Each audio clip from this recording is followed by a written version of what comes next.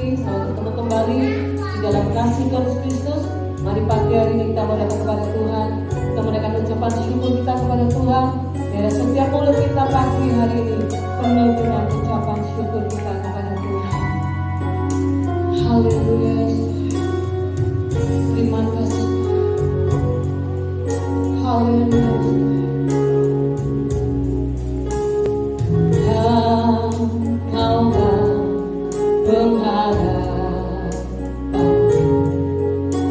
Ku percaya hanya kepadamu,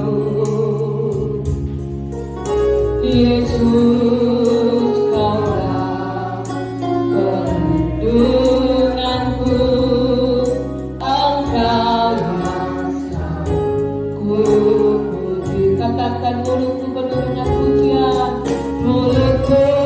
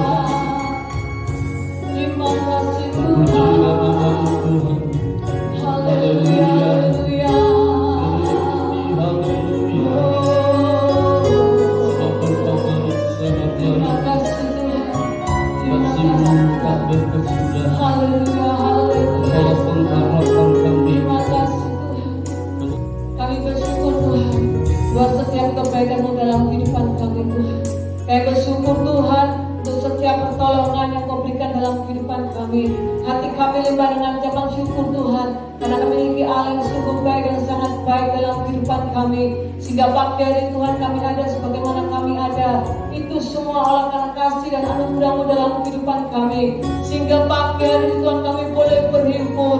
Tidak lagi kami meninggikan dan memuliakan nama-Mu Tuhan. Mari Tuhan bertatalah Kau di atas setiap pujian penyembahan kami. Berikan kami roh sukacita-Mu Tuhan. Karena kami hidup pagi hari ini Tuhan. Kami hidup yang terbaik buat Engkau. Lewat setiap pujian penyembahan kami Tuhan. Terima kasih Tuhan, terima kasih. Biarlah hadirat-Mu Tuhan memenuhi setiap kehidupan kami. Biarlah hadirat-Mu Tuhan memenuhi setiap ruangan ini Tuhan. Terima kasih Tuhan, terima kasih. Kami menyerahkan Tuhan pada pagi hari ini mulai awal tengah hingga pada akhirnya. Kami letakkan sepenuhnya ke dalam tangan-Mu. Kami mulai Tuhan ibadah pagi hari ini di dalam nama Tuhan Yesus Kristus yang siap nama Tuhan bersama dengan saya katakan amin. Bagaimana kabar Bapak Saudara hari ini? Hidup sehat, tetap semangat, diberkati Tuhan. Amin. Pagi hari ini kita besarkan nama Tuhan. Karena Tuhan kita sembah adalah Tuhan yang ajaib. Haleluya.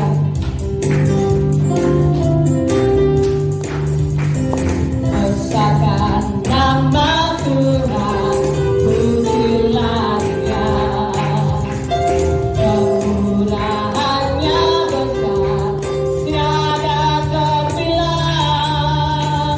Aku tak dapat balas betapa besar kasih-Nya. Oh, besarkan nama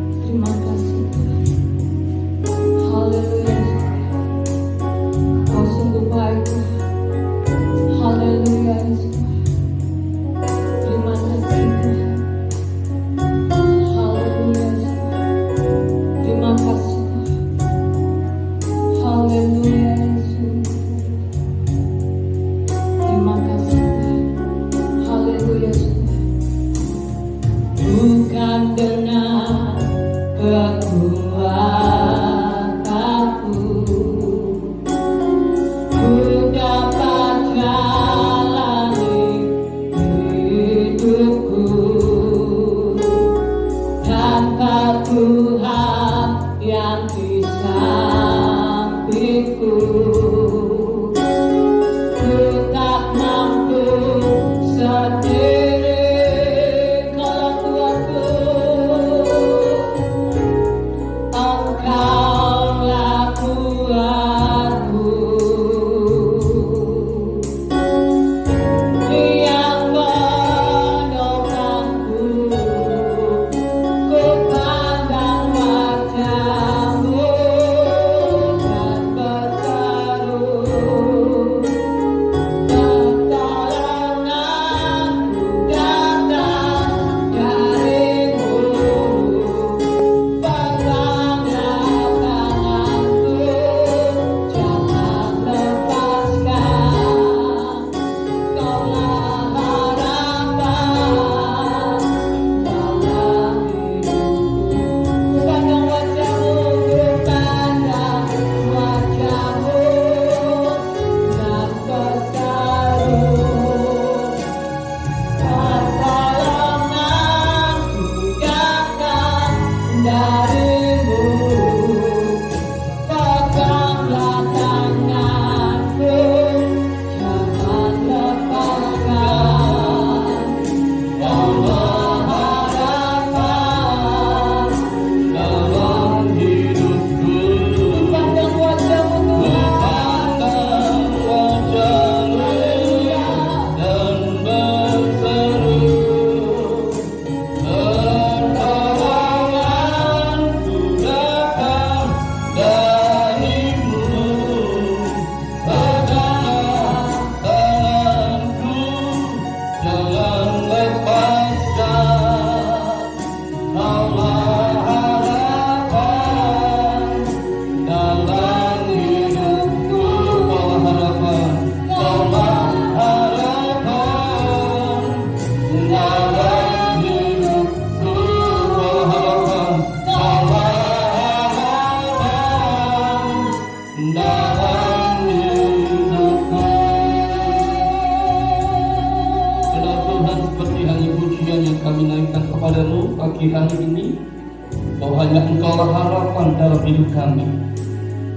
Di tengah situasi kondisi apapun yang terjadi, kami mau selalu memandang kepada Engkau, karena di dalam Engkau ada pertolongan, di dalam Engkau ada mujizat, di dalam Engkau ada kemenangan. Terima kasih Tuhan. Sebentar kami akan mendengarkan firman-Mu. Berfirmanlah Engkau atas kami, urapi hamba-Mu, urapi kami semua, urapi kami yang ada di rumah-rumah, supaya setiap kami menikmati berkat-Mu ya Tuhan.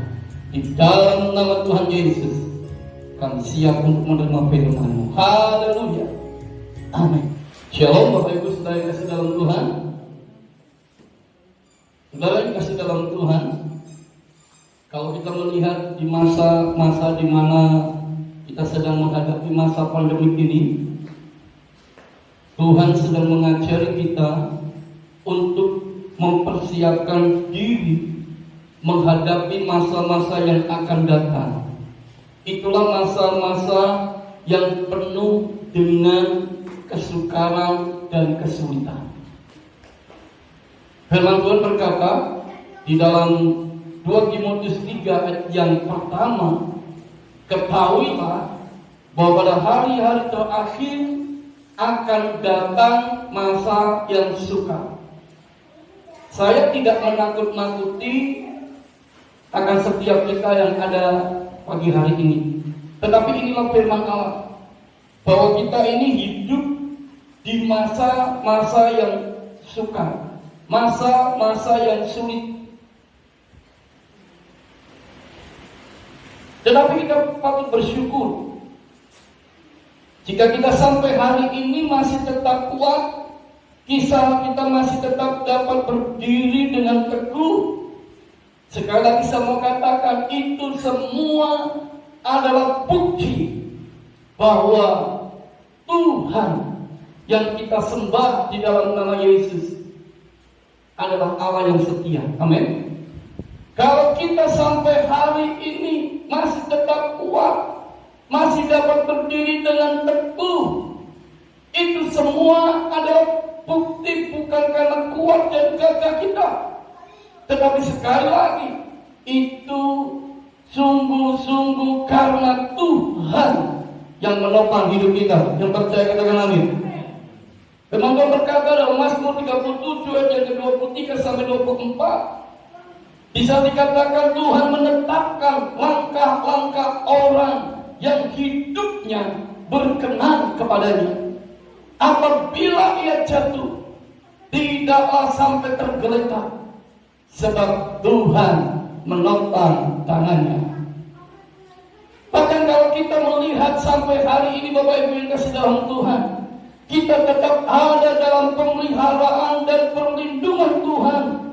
Itu juga satu bukti bahwa apa yang difirmankan Tuhan itu tidak pernah gagal. Katakan amin.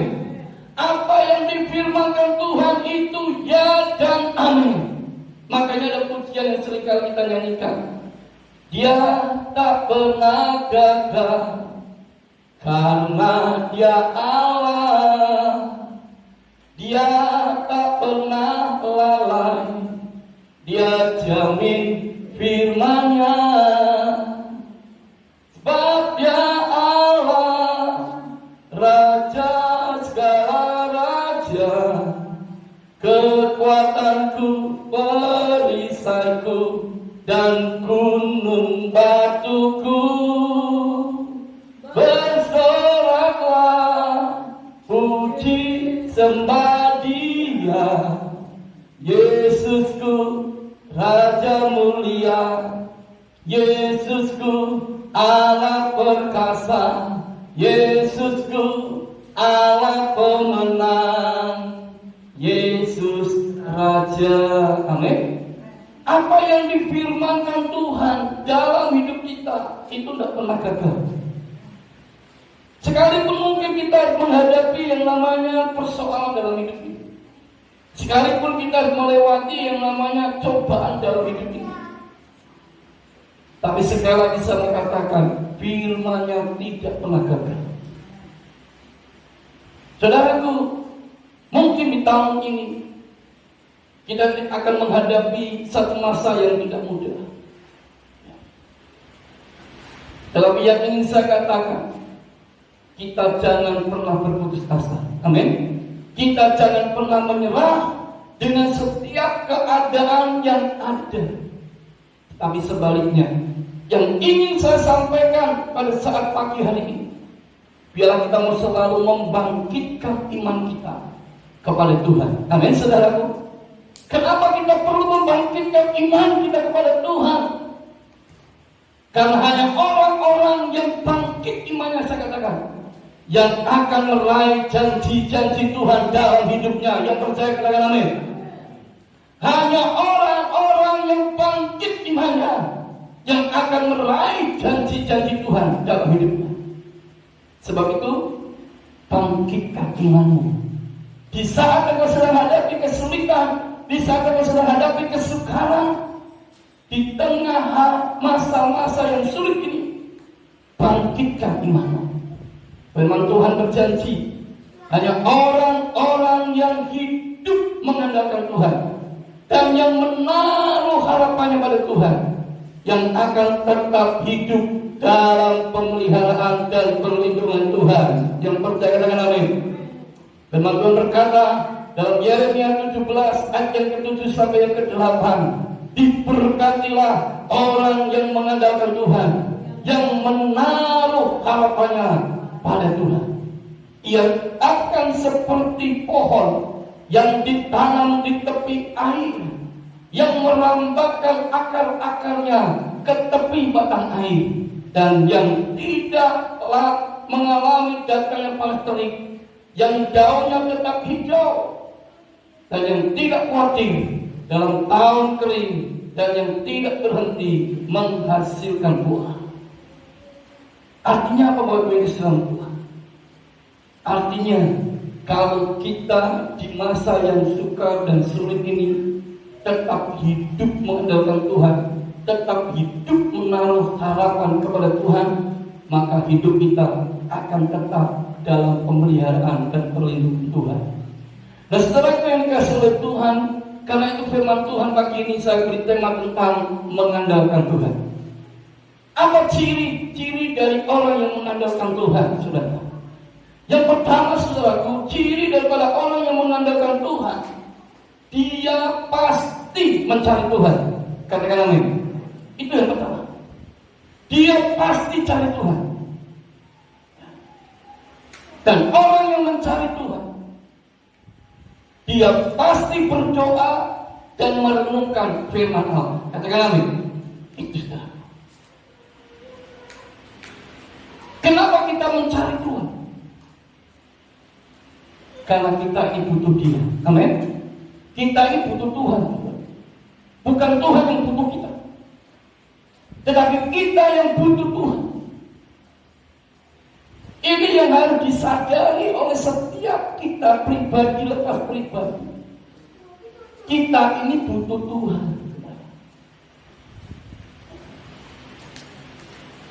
Makanya kita cari Dia. Firman Tuhan katakan saat kita mencari Dia, kita akan menemukan Dia.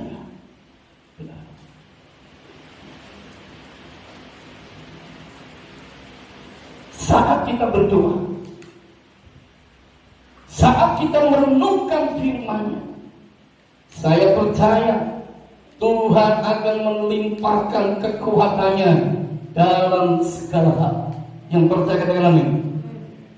Tuhan akan melimpahkan segala kekuatannya dalam segala hal, baik dalam kita menghadapi pencobaan hidup maupun dalam kita menghadapi segala perkara di dalam hidup ini.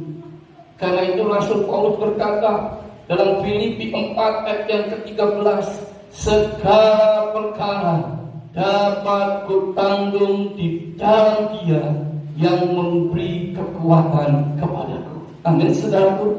Sebab itu Bapak Ibu yang kasih dalam Tuhan, pagi hari ini saya ingin mengingatkan kepada kita semua, di saat kita ada di masa yang sukar, di saat kita ada di masa yang sulit, mari jadilah pribadi-pribadi yang semakin mencari Tuhan. Amin.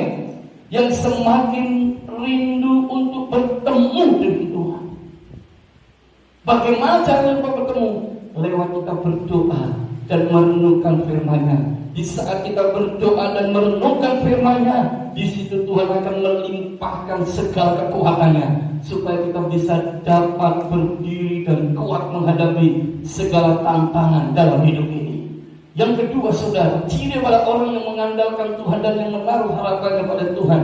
Yang kedua, dia tidak bisa hidup jauh dari Tuhan. Yang kedua, dia tidak bisa hidup jauh dari Tuhan. Berarti saudaraku yang kasih dalam Tuhan, orang yang demikian ini adalah orang yang ingin selalu hidup dekat dengan Tuhan. Bapak Ibu yang dikasih dalam Tuhan, orang yang hidup dekat dengan Tuhan itu seperti ranting yang tidak mau lepas dari pokok pohonnya. Itu orang yang hidup dekat sama Tuhan. Bagaikan ranting yang tidak mau lepas dari pokok pohonnya. Sudah perhatikan pohon yang ada di luar itu, ranting yang terus menempel akan tetap hidup. Tetapi kalau ranting itu patah dan tidak menempel pada pokok itu, maka ranting itu akan kering dan akhirnya mati. Demikian juga ada dengan hidup kita. Di masa yang suka, di masa yang sulit, kalau kita ingin alami berkat Tuhan itu sebagai sumbernya itu mengalir dalam hidup kita, maka kita mesti semakin dekat sama Tuhan. Amin. Masa pandemi ini, saudara, kenapa dikatakan oleh pemerintah kita harus berdiam di rumah? Tentu ada maksud. Bukan sekedar kita menghindari virus corona. Tetapi saya percaya di balik ini semua ada rencana Tuhan. Itulah dimana supaya umat Tuhan itu semakin dekat dengan Dia. Tetapi sayangnya banyak anak-anak Tuhan tidak menyadari akan hal ini. Bukannya semakin mendekat dengan Tuhan, justru yang terjadi banyak orang semakin jauh dari Tuhan. Ingat, firman Tuhan berkata di dalam Yohanes 15 ayat yang kelima, Akulah pokok anggur dan kamulah ranting-rantingnya. Barang siapa tinggal di dalam aku dan aku di dalam dia, ia berbuah banyak. Sebab, perhatikan, di luar aku kamu tidak dapat berbuat apa-apa. Di luar Tuhan kita tidak bisa buat apa-apa, saudara.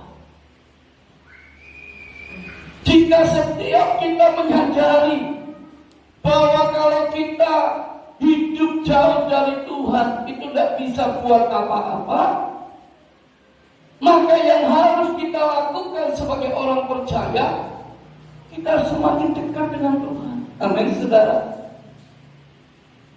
Orang yang sadar, sama katakan, bahwa dia tidak bisa hidup jauh dari Tuhan, saya mau kasih tahu, dia adalah orang yang rendah hati. Orang yang rendah. Jadi kalau ada orang senang hidup jauh dari Tuhan, orang ini adalah orang yang sombong. Orang yang sombong itu merasa hidup tidak perlu Tuhan. Itu orang yang sombong. Makanya dia tidak mau dekat sama Tuhan. Hidupnya selalu menjauh dari Tuhan. Seharusnya di tengah kondisi apapun, baik dalam kondisi yang baik maupun dalam kondisi tidak baik, kita ini jangan jauh dari Tuhan. Yang harus kita lakukan, kita semakin dekat dengan Tuhan. Contoh, Daud. Daud tak bisa hidup jauh dari Tuhan. Karena Daud tahu betul, kalau dia hidup jauh dari Tuhan, dia tidak bisa buat apa-apa. Apa yang dia alami, apa yang dia raih dalam kehidupannya, Daud sadar betul bahwa itu semua dari Tuhan. Makanya di dalam Mazmur dia berkata kepada Tuhan, jangan engkau ambil rohmu daripadaku. Kenapa? Karena Daud sadar betul, kalau tidak ada roh Tuhan dalam hidupnya, maka apa yang dia lakukan, apa yang dia kerjakan, itu tidak akan pernah berhasil. Daud menyadari betul bahwa keberhasilannya, kesuksesannya, kemenangannya setiap kali maju berperang itu karena Tuhan, bukan karena kehebatannya, bukan karena kegagahannya, tetapi sekali lagi itu semua karena roh Tuhan yang ada dalam hidupnya. Makanya dia tidak mau jauh dari Tuhan. Dia ingin selalu hidup dekat dengan Tuhan. Karena saat dia hidup dekat dengan Tuhan, disitulah Daud merasakan kedamaian.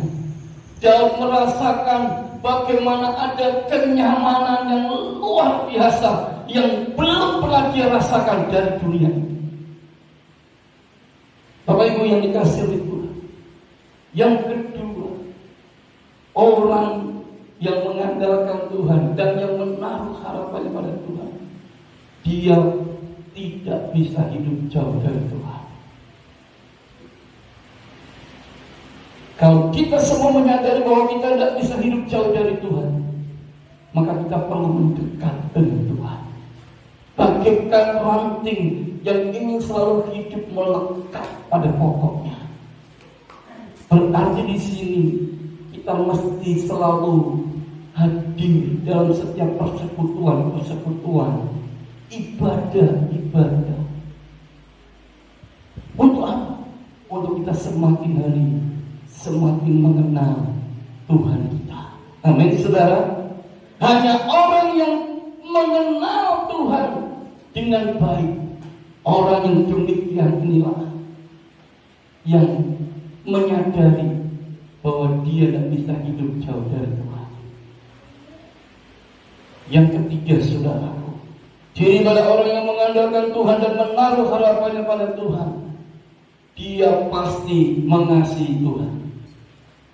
Pasti mengasihi Tuhan.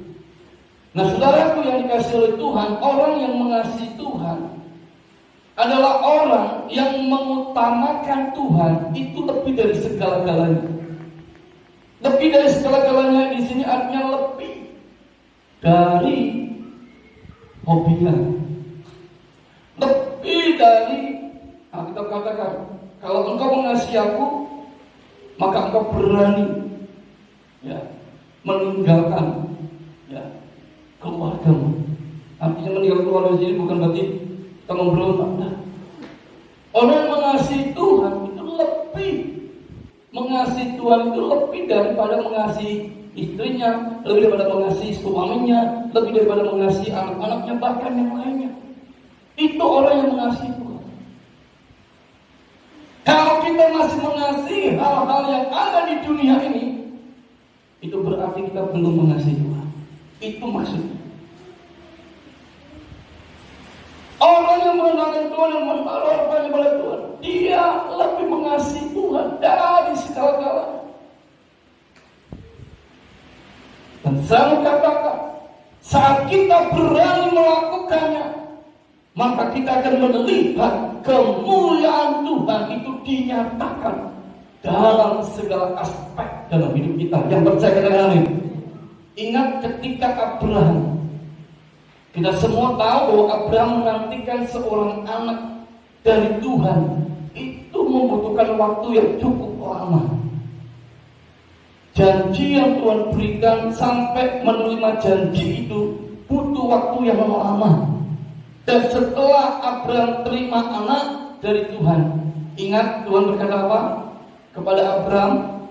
Bahwa Tuhan akan memberikan keturunannya seperti pasir di tepi laut dan seperti bintang di langit banyaknya. Itu artinya keturunan Abraham itu banyak. Tetapi kita melihat dalam perjalanannya setelah Tuhan beri anak kepada Abraham, Tuhan minta anaknya ini dipersembahkan. Dan apa yang dilakukan oleh Abraham? Apakah Abraham berkata kepada Tuhan, Tuhan, bukankah engkau berkata kepadaku bahwa keturunanku akan banyak? Nah sekarang kenapa anakku dipersembahkan? Enggak. Abraham tidak bertanya-tanya sedikit pun kepada Tuhan.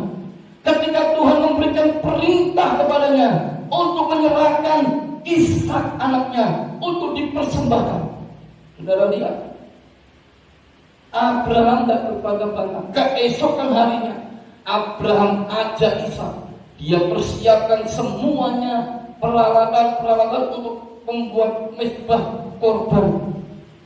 Dia bawa 2 bujangnya pergi ke Gunung Moria, gunung yang Tuhan tunjukkan kepada Abraham.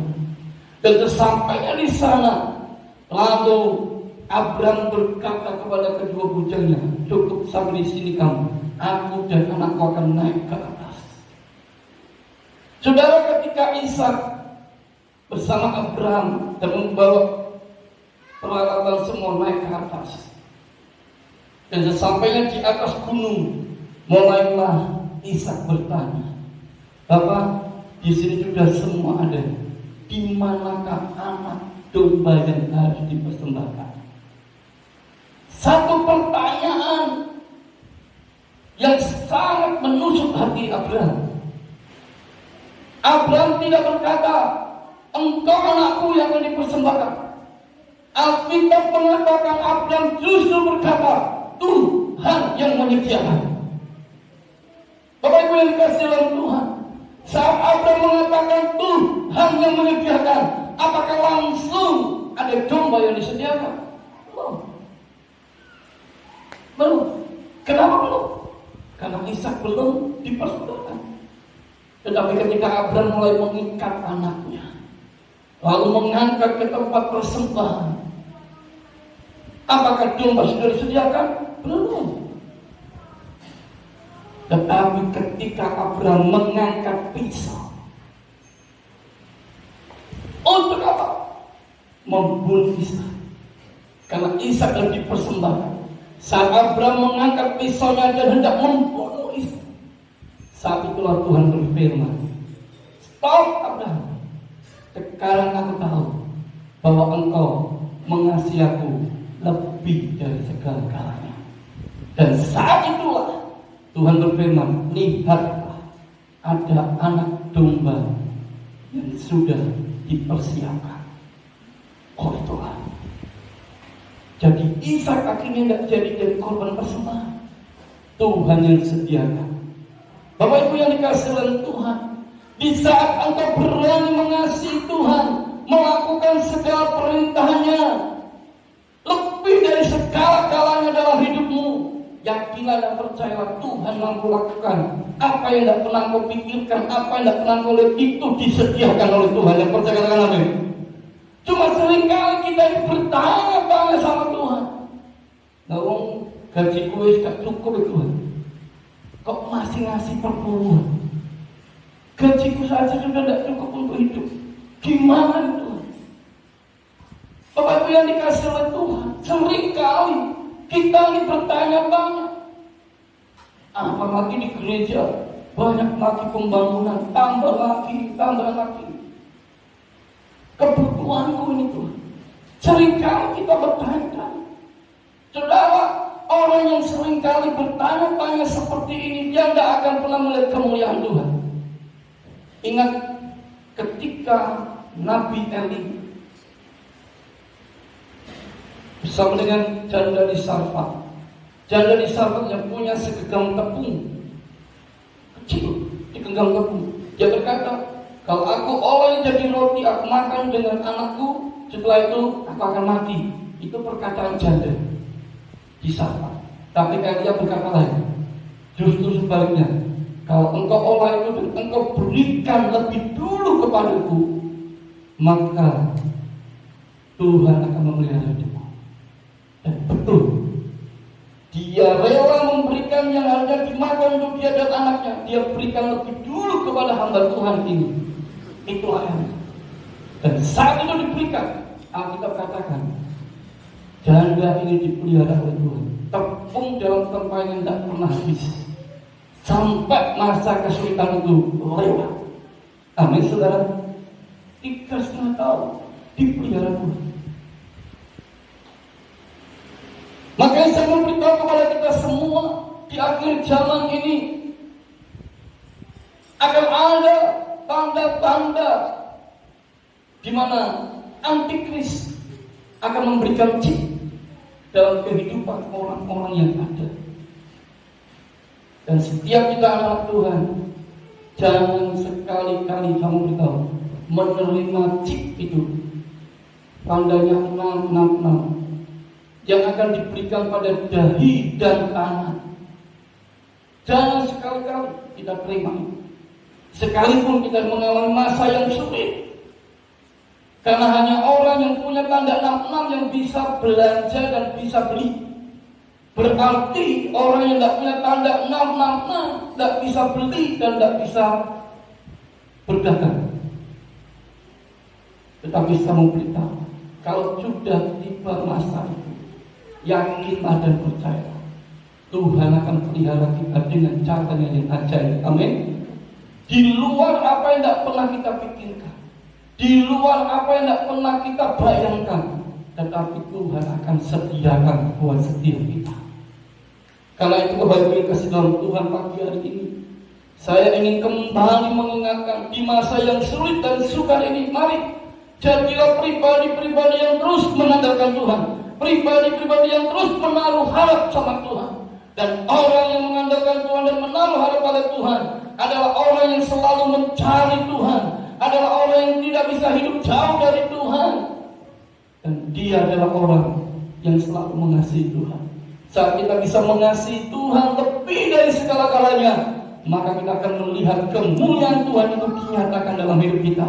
Firman Tuhan berkata dalam Roma 8 ayat yang ke-28, kita tahu sekarang bahwa Allah turut bekerja dalam segala sesuatu untuk mendatangkan kebaikan bagi mereka yang mengasihi Dia, yaitu bagi mereka yang terpanggil sesuai dengan rencana Allah.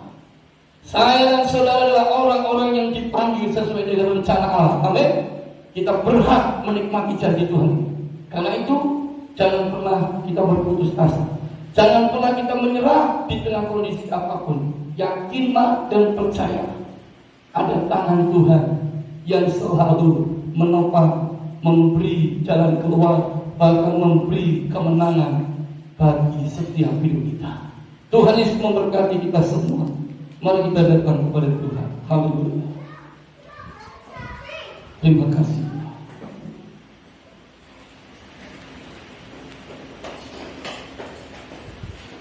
Kita nyanyikan pujian lama, saudaraku. Mungkin ada yang tahu kita nyanyi ini dengan satu sukacita, saudara. Ya, yang tahu bisa nyanyi ini dengan penuh sukacita. Renungkan pujian dengan baik.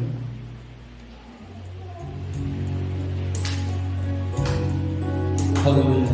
Bila cobaan menggodai hatimu, bila sengsara menimpa hatimu, kita mau selalu bersama kepada Tuhan. Bila cobaan menggodai hatimu, bila sengsara menimpa keadaanmu, ingat Yesus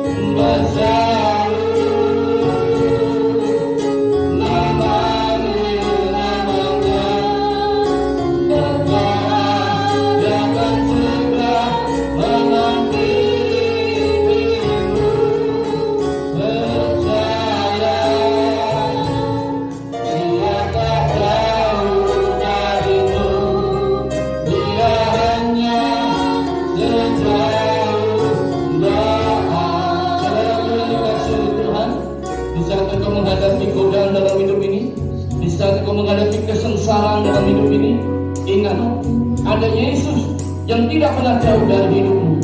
Mungkin kita sering jauh dari Dia, tapi pagi ini saya mau katakan Yesus tidak pernah jauh dari hidup kita. Dia selalu peduli akan hidup kita. Sebab itu di saat kondisi apapun, berseru panggil namanya, berseru panggil nama Yesus. Karena dalam nama Yesus ada mujizat, dalam nama Yesus ada kesembuhan, dalam nama Yesus ada pertolongan bagi setiap hidup kita. Haleluya. Bila sengsara menimpa keadaanmu, ingat Yesus pernah jauh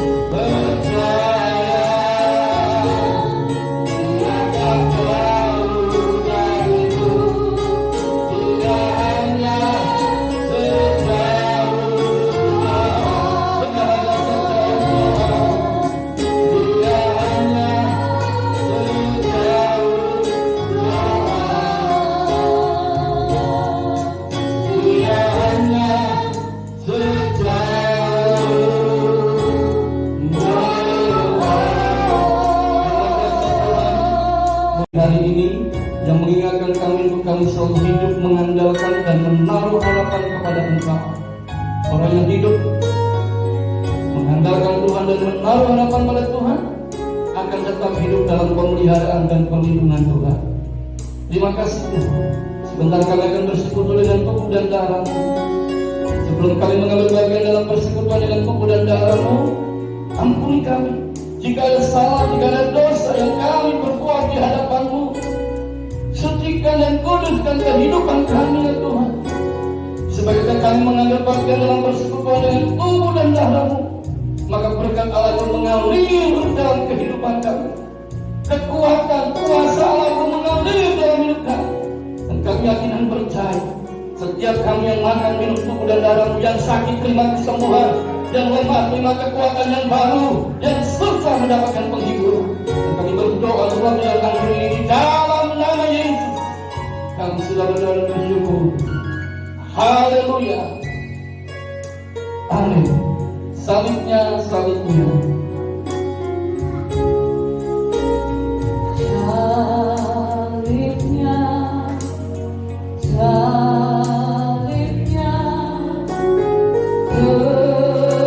beramat mulia,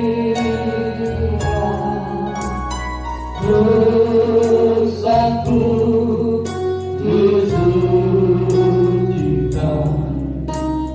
Oh,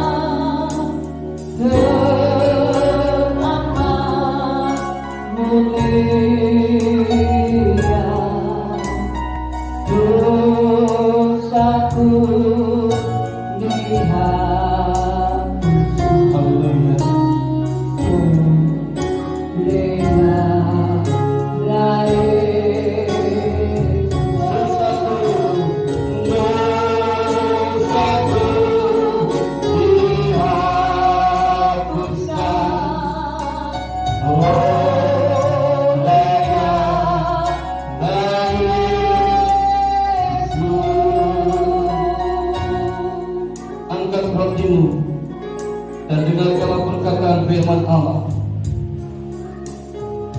Barang siapa makan dagingku dan minum darahku, ia mempunyai hidup yang kekal, dan aku akan membangkitkan dia pada akhir zaman. Sebab dagingku adalah benar-benar makanan, dan darahku adalah benar-benar minuman. Barang siapa makan dagingku dan minum darahku, ia tinggal di dalam aku dan aku di dalam dia.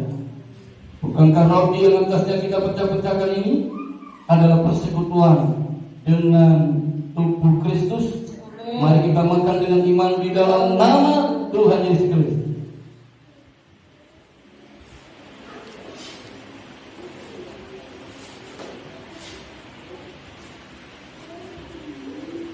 Terima kasih Tuhan buat tubuhmu, tubuh yang tak bercacat, tubuh yang tak bercela. Tubuh itulah yang Tuhan berikan bagi setiap kami, supaya kami orang-orang yang dibenarkan di dalam Kristus dapat menjaga seluruh keberadaan hidup kami, roh jiwa tubuh kami tak bercacat dan tak bercela sampai Engkau datang kedua kalinya. Angkat cawanmu. Bukankah cawan berkat yang atasnya kita mengucap syukur ini adalah persekutuan dengan darah Kristus? Mari kita minum dengan iman di dalam nama Tuhan Yesus Kristus.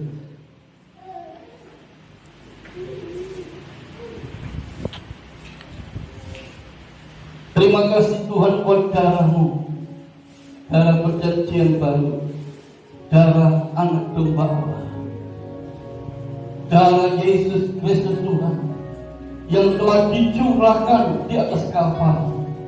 Oleh karena darah Yesus tidak ada lagi kutuk dalam hidup kami. Oleh karena darah Yesus sakit penyakit disembuhkan. Oleh karena darah Yesus kami diberi kemenangan. Dan oleh karena darah Yesus kami beroleh hidup yang kekal. Terima kasih Tuhan buat pengorbanan yang begitu besar bagi kehidupan kami. Pagi hari ini kami yakin dan percaya setiap kami yang sudah mendengarkan firman-Mu, bagi setiap kami yang sudah bersekutu dengan tubuh dan darah-Mu, kami adalah orang-orang yang diberkati Tuhan. Dan kiranya berkat-Mu tercurah ke setiap kami, berkat-Mu mengalir atas setiap kami, kuasa-Mu mengalir atas setiap kami. Di dalam nama Tuhan Yesus Kristus, mengalir kekuatan dan kuasa Tuhan atas setiap kami semuanya, mulai hari ini sampai selama-lamanya.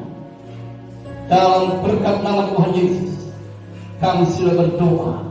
Yang diberkati, mari kita katakan amin.